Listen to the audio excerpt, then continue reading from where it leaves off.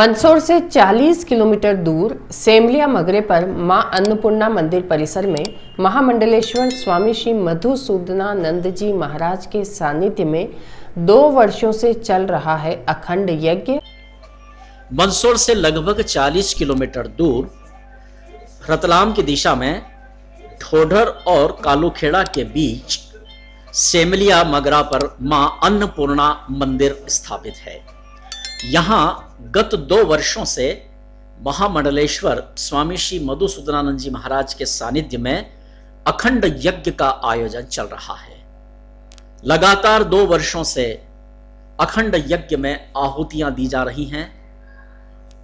महामंडलेश्वर स्वामी श्री मधुसूदनानंद जी महाराज हमेशा इसी यज्ञशाला में स्थिर रहते हैं। यहीं पर वे स्थायी रूप से निवास अभी जब तक यज्ञ चल रहा है कर रहे हैं। रात दिन आहुतियां इस यज्ञशाला में यज्ञ कुंड में दी जा रही हैं। विगत दिनों यहां भाजपा के राष्ट्रीय नेता कैलाश विजयवर्गीय भी सम्मिलित हुए थे और उनके निर्देशों से यहां मंदिर तक पहुंच मार्ग सुलभ किया गया। साथ ही मशहूर टीवी सीरियल तारक मेहता का उल्टा चश्मा के जेठालाल यानी सुनील जोशी का भी यहां कार्यक्रम विगत दिसंबर माह में हो चुका है। मंदसौर से कई श्रद्धालुओं ने वहां पहुंचकर स्वामी श्री मधुसूदनानंद जी महाराज के इस यज्ञ अनुष्ठान में भाग लिया। डॉक्टर देवेंद्र पुराणिक, ब्रजेश जोशी, पंकज शर्मा पार्टनर, महेश शर्मा पप्पू आदि ने महाराज श्री मधुसूदनानंद जी का स्वागत किया।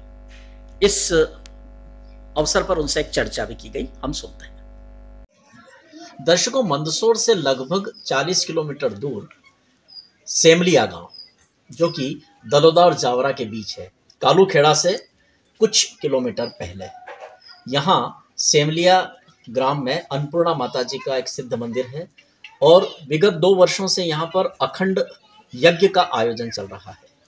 दर्शकों, हम आपको याद दिलाते हैं कि अकोदड़ा माता जी में कुछ वर्षों पूर्व 11 लाख दीपकों का प्रज्वलन एक साथ हुआ था और वो एक विश्व कीर्तिमान बना था। गिनीज बुक में, लिम्का बुक में वो बड़ा अनुष्ठान दर्ज हुआ था। उसके प्रेरक और उस पूरे आयोजन के सूत्रधार थे श्री मधुसूदन जी। अब आप महामंडलेश्वर स्वामी श्री मधुसूदनानंद जी महाराज के रूप में अपने सानिध्य में यहाँ इस यज्ञ को संपन्न करा रहे हैं। स्वामी जी, हम आपको प्रणाम करते हैं। इस यज्ञ के उद्देश्य के बारे में आप बताएं हमारे दर्शकों को। ये किस उद्देश्य से यज्ञ किया जा रहा है और इसकी क्या प्रक्रिया? देखिए, ये माता अन्नपूर्णा का एक बहुत स्वयंभू विग्रह यहाँ स्थापित है। शक्ति का कुंज यहाँ पर है, शक्तिपीठ है। और इस शक्तिपीठ पर विगत पिछले 2 वर्षों से मैं अपने गुरु की आज्ञा से यज्ञ कर रहा हूँ। सनातन धर्म के अंदर ऋषियों का सबसे बड़ा जो धर्म है वो तप है, त्याग है, तपस्या है। और भारत के जितने भी ऋषि परंपरा में मनीषी ऋषि हुए हैं, आप देखिए उन्होंने कहीं न कहीं साधना के मार्ग पे चल कर के ईश्वर की प्राप्ति करी है। और भारतवर्ष के अंदर जितने भी ऋषि महात्मा जिस परंपरा से भी आए हैं, सब ने वैदिक सनातन संस्कृति में, वैदिक संस्कृति का जो मूल आधार है वो यज्ञ माना है। क्योंकि यज्ञ की अग्नि ब्रह्म है, यज्ञ में जो भविष्य डाला जाता है वो ब्रह्म है, यज्ञ का मंत्र ब्रह्म है। मतलब ब्रह्म को जानना, ब्रह्म को साधना और ब्रह्ममय हो जाना, ये पूरा का पूरा जो संकलन है ये यज्ञ है जी।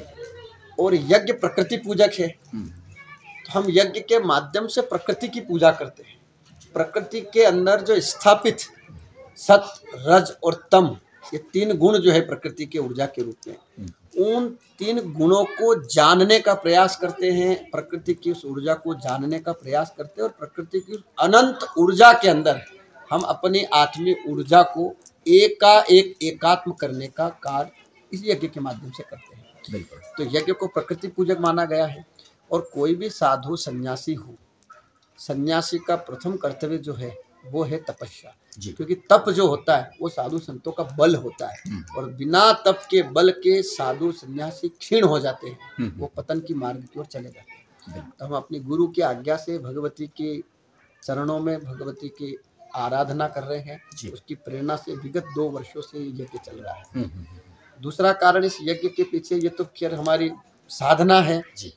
और साधना के माध्यम से जनमानस को ज्ञान और जनमानस को वो रास्ता बताया जाए जिसपे व्यक्ति सुख और दुख से परे जा सके। जी। क्योंकि जब तक स्वयं दीपक प्रज्वलित नहीं होगा, वो दूसरे बुझे हुए दीपक को प्रज्वलित नहीं कर सकता। तो जब हम अपनी आत्म चेतना के अंदर ईश्वर का अनुभव नहीं कर पाएंगे तो दूसरे को ईश्वर का अनुभव कैसे करा पाएंगे।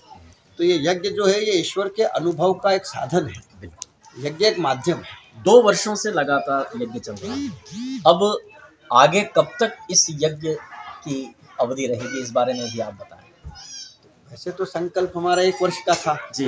लेकिन 1 वर्ष पूर्ण होते होते भगवती की प्रेरणा हुई अंतःकरण में, और आज 2 वर्ष हो गए। जी। और जब तक जगदम्बा की प्रेरणा रहेगी, भगवती की प्रेरणा रहेगी और हमारे गुरु जी का आदेश रहेगा, तब तक ये यज्ञ चलता रहेगा। बिल्कुल। स्वामी जी, बीच में आपने असम में कामाख्या देवी के धाम में भी आराधना की और वहाँ के पूज्य स्वामी जी से आपने उनका मार्गदर्शन आपको मिला, आप महामंडलेश्वर भी आप बने हैं।